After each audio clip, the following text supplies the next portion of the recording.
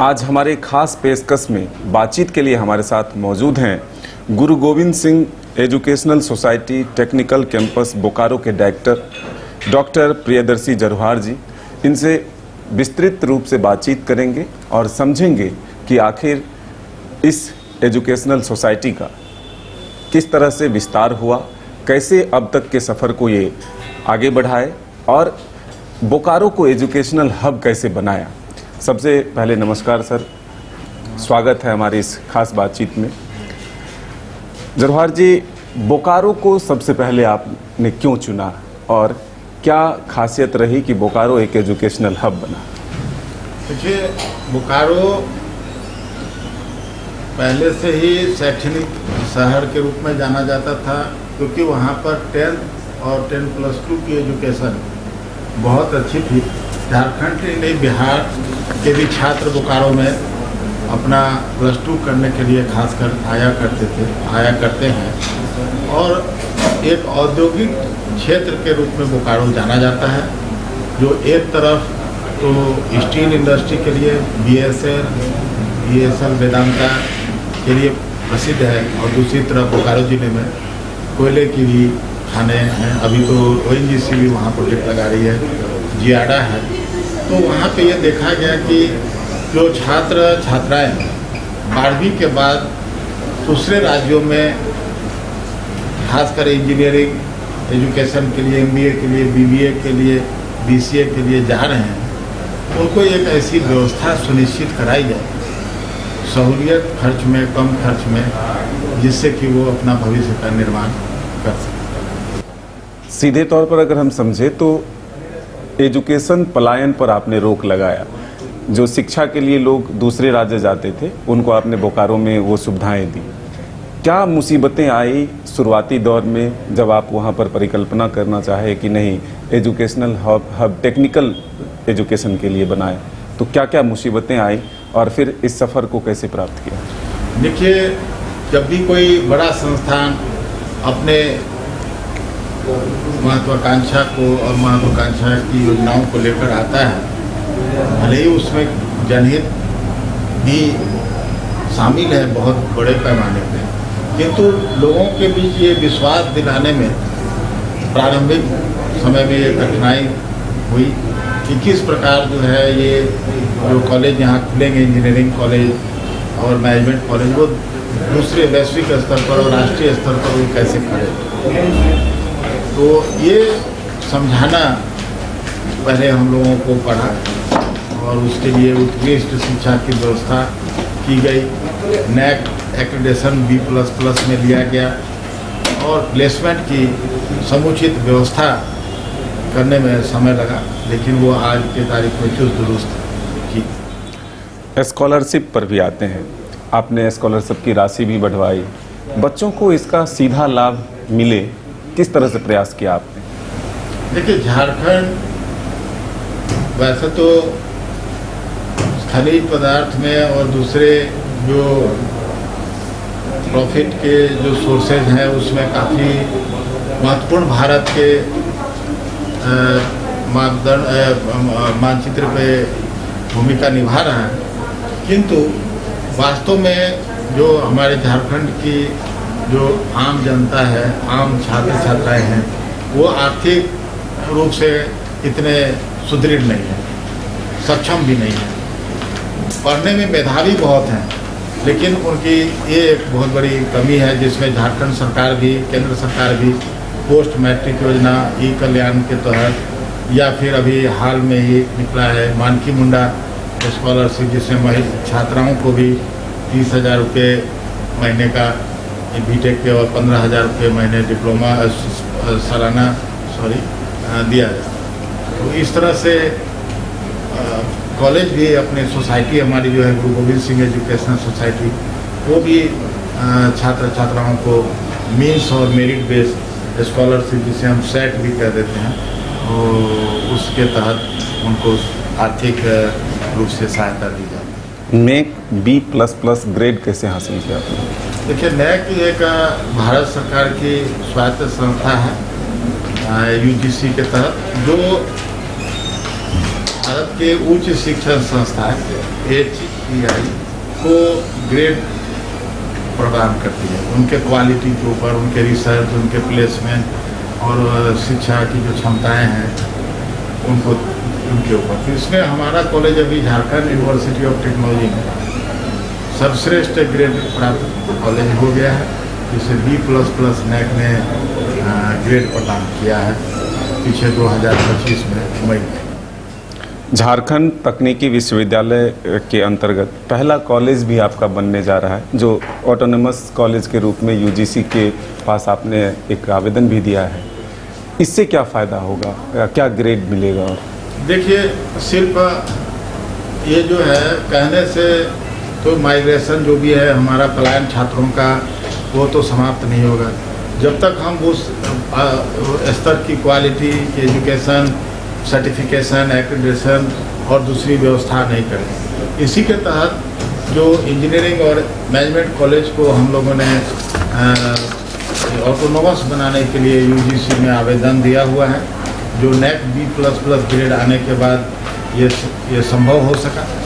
तो इसमें हम लोगों ने आवेदन दिया है, जो मई महीने तक हमें उम्मीद है कि हमें autonomous status, academic autonomous with in Jharkhand university of technology Ranchi only मिले। अभी तक कितने तरह के कोर्स उपलब्ध हैं अपने इस कॉलेज में? हमारे यहाँ देखिए, बीटेक में B Tech computer science and engineering, B Tech computer science and engineering data science, B Tech computer science and engineering cyber security, B Tech civil engineering, B Tech mechanical engineering, B Tech electrical and electronics engineering, B Tech EC, B Tech in fashion technology, इसके अलावा MBA marketing, finance और HR, BBA, BCA तथा diploma के 3 क्षेत्रों में, जहां mechanical engineering, civil engineering और electrical electronic engineering, और इसके अलावा B Tech in mechanical, civil and EEE working professional, जो वैसे विद्यार्थी जो कि डिप्लोमा किए हैं, किसी सरकारी संस्थान में या किसी रेप्यूटेड ऑर्गेनाइजेशन में काम कर रहे हैं, रेगुलर नौकरी कर रहे हैं, उनके लिए भी एक AICTE से और झारखंड यूनिवर्सिटी ऑफ टेक्नोलॉजी से मान्यता प्राप्त हमें फ्लेक्सिबल टाइम टेबल के अंतर्गत रेगुलर कोर्स में देने की व्यवस्था है। आने वाले दिनों में और कौन से नए कोर्स ऐड करने की तैयारी चल रही है कॉलेजेस की? अभी संप्रति में हमारा जो GGSTC Kandra Charles Bokaro college है, वह एक उत्कृष्ट संस्था के रूप में बिहार और झारखंड में आया है। IST का भी बेस्ट फैकल्टी अवार्ड पुडुचेरी में इस संस्था को 2025 वर्ष के लिए दिया गया। अभी हम लोगों की जो आगे की जो व्यवस्था है कि ये एक 5th जनरेशन इंजीनियरिंग और मैनेजमेंट कॉलेज के अंतर्गत आया। 5th generation engineering and management college क्या होते हैं? तो इसमें सबसे जो महत्वपूर्ण बात है, आजकल हम लोग देखते हैं कि छात्र छात्राओं में एक प्रकार की बहुत देखा जाता है कि हताशा भी है और थोड़ा सा उनके अंदर एक फ्रस्ट्रेशन की भी भावना आती है। तो वो अगर प्रॉपर केयर नहीं है, हैप्पीनेस इंडेक्स अगर अच्छा नहीं है, उनके विषय में उनसे अगर संवाद नहीं किया जाता है, उनको विभिन्न स्तर पर काम करने का मौका नहीं दिया जाता है, क्योंकि छात्र तो बहुत मेधावी हैं। जो नया जनरेशन है, मैं निश्चित रूप से कहूँगा हम लोग के जनरेशन से तो बहुत ज़्यादा ब्रिलियंट मैं मानता हूँ, लेकिन उनके अंदर बहुत जल्दी एक जिसको हम कहते हैं फ्रस्ट्रेशन की भी भावना आती है। तो वो चीज़ को हम लोग अभी अब ज़्यादा ध्यान देंगे और ज़्यादा, जिससे कि छात्र छात्राएं यहाँ से जो भी निकलें वो एक भारत के लिए ही नहीं, विश्व के लिए एक अच्छे नागरिक और अच्छे इंजीनियर मैनेजर बन गए। और कॉलेज से क्या खासियत है आपके कैंपस में एजुकेशन के साथ साथ, और क्या क्या चीज़ें हैं जो एक्स्ट्रा वहाँ पर सुविधाएं हैं जो बच्चे यहाँ आकर्षित हो सके? देखिए, हमारा कॉलेज 14 एकड़ में फैला हुआ है और ग्रीन कैंपस है पूरा, और जिसमें पेड़ पौधे विभिन्न प्रकार के फूल और वाटर हार्वेस्टिंग और जैसे पर्यावरण संबंधित भी जो उनकी व्यवस्थाएं की गई हैं। और जो सबसे बड़ी बात है कि गर्ल्स और बॉयज हॉस्टल रखा गया है। मेस की भी फैसिलिटी बहुत अच्छी है, जिसमें हम लोग ईट राइट कैंपस का सर्टिफिकेट लिए हुए हैं, जिससे उनको शुद्ध और स्वच्छ और स्वास्थ्यवर्धक भोजन मिलता है। खेलने की व्यवस्था है। अभी हमने 4 एकड़ में हमने अपना एक नया स्पोर्ट्स कॉम्प्लेक्स भी डेवलप कर रहे हैं और 16 करीब फैकल्टी मेंबर इंक्लूडिंग डायरेक्टर अपने फैमिली के साथ कैंपस में रहते हैं, जो बराबर छात्र छात्राओं का निजी रूप से भी ख्याल रखते हैं, जिससे एक वातावरण सौहार्द का वातावरण है। और जो सबसे खास बात मैं आपको बताना चाहता हूँ कि हमारे कॉलेज में सर्वधर्म जो ये होती है सद्भावना की भावना है। हम लोग दिवाली मनाते हैं, गुरु पर्व मनाते हैं, दावते इफ्तार भी करते हैं, हम लोग अभी महावीर जयंती भी मनाते हैं, क्रिसमस भी मनाते हैं। तो इस तरह से जो एक हमारे देश की, भारत की जो एक संस्कृति है, जो पहचान है, गंगा जमुना जो संस्कृति है, ये सारी चीज़ बच्चे सीख रहे हैं, जो आज आने वाले दिनों में भविष्य में वो भारत के एक बहुत ही सफल नागरिक होकर आएंगे। बड़े बड़े शहरों में बच्चे जो हैं वो आकर्षित होते हैं एजुकेशन के लिए, लेकिन आपके मन में भी आया था कि नहीं, बोकारो को अगर हम सेलेक्ट कर रहे हैं तो यहाँ एक इन्वायरमेंट ऐसा तैयार करना होगा कि बड़े शहर को छोड़कर बोकारो बच्चे आए। तो उसमें कितनी चुनौतियाँ रही, क्या क्या चीज़ वहाँ पर डेवलप करने में कठिनाई हुई? देखिए, आजकल ऑनलाइन का ये समय है, डिजिटल व्यवस्थाओं के तहत बहुत सारी चीज़ें, जैसे अभी हाल में आपको जानकर ये खुशी होगी कि गुजरात अहमदाबाद से हमारी अडानी सीमेंट के साथ एमओयू हुआ। अभी मुंबई में पावरिका ग्रुप के साथ हमारा एमओयू हुआ, हमारा ईएसएल वेदांता के साथ एमओयू हुआ। तो छात्र छात्राएँ ऑनलाइन भी इन इंडस्ट्री के साथ इंटरेक्ट हो रहे हैं। एमओयू के तरह के अंतर्गत उनको इंटर्नशिप और प्लेसमेंट की भी सुविधा दी जा रही है, जिससे कि वो हैंड्स ऑन जो एक्सपीरियंस कहते हैं उनको बाहर का भी मिल रहा है। ये जो अभी हमारी जो डिजिटल जो क्रांति हुई है, इसका भी बेनिफिट है। इससे आजकल कहते हैं कि ग्लोबल विलेज का कंसेप्ट है।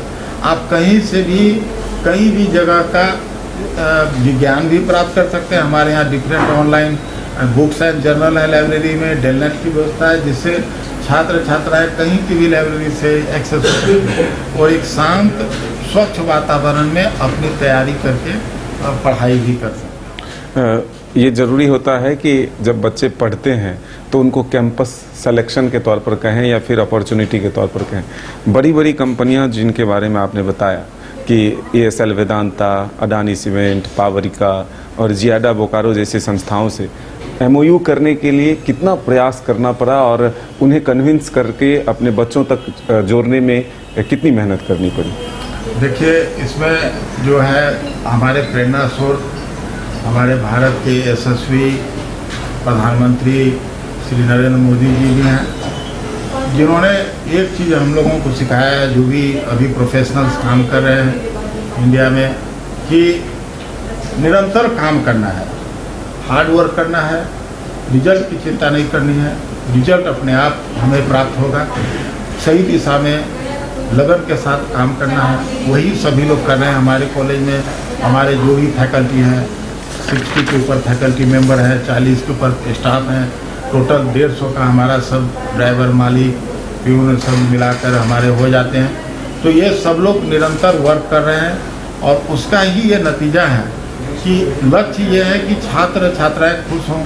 कंपनियां हैं, ट्रेनिंग एंड प्लेसमेंट डिपार्टमेंट है, 35 के ऊपर कंपनियों की व्यवस्था कर दे रहा है, दूसरी भी, जहां से प्लेसमेंट बच्चों को दिया जा रहा है। इंटरप्रेन्योरशिप के लिए हम लोग एमएससीबी के साथ निरंतर संपर्क में हैं। दूसरी जो इस तरह की संस्थान हैं उनके साथ संपर्क में है, आईआईसी के साथ संपर्क में है। निरंतर ट्रेनिंग और विभिन्न प्रयास से, यहाँ तक कि कैलिफोर्निया से श्री रमेश यादव सर हैं, वो जेयूटी के माध्यम से, मैं अपने आपके चैनल के माध्यम से अपने यशस्वी vice chancellor sir professor doctor DK Singh sir को भी धन्यवाद दूंगा, और हमारे मैनेजमेंट के जो हमारे चेयरमैन साहब हैं, प्रेसिडेंट हैं श्री तरसेम सिंह सर और honourable secretary Shri SP Singh sir, इन सब लोगों ने हमें निरंतर सहायता दी है कि कॉलेज को किस तरह आगे बढ़ाया जाए, क्योंकि NAAC एक ऐसी संस्था है जो 7 क्राइटेरिया के ऊपर काम करती है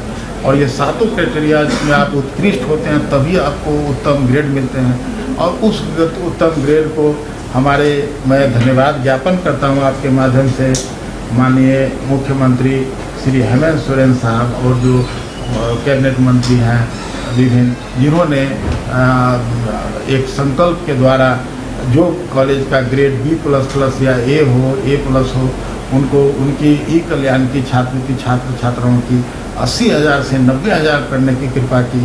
तो इसके कारण काफ़ी उत्साह है टीचरों में भी, प्रशासन में भी, हमारे मैनेजमेंट में, स्टूडेंट में, जिससे कि सभी लोग एक उत्कृष्टता की तरफ, क्वालिटी की तरफ, एक गुणवत्ता की तरफ अग्रसर हो। तो आज हमारे साथ इस खास कार्यक्रम में बातचीत के लिए मौजूद थे गुरु Govind Singh educational society technical campus Bokaro के डायरेक्टर डॉक्टर प्रियदर्शी जरवार जी, जो साफ तौर पर बताते हैं कि बड़े बड़े शहरों नहीं बल्कि आपके नज़दीक के शहर बोकारो में भी सारी सुविधाएं उपलब्ध हैं।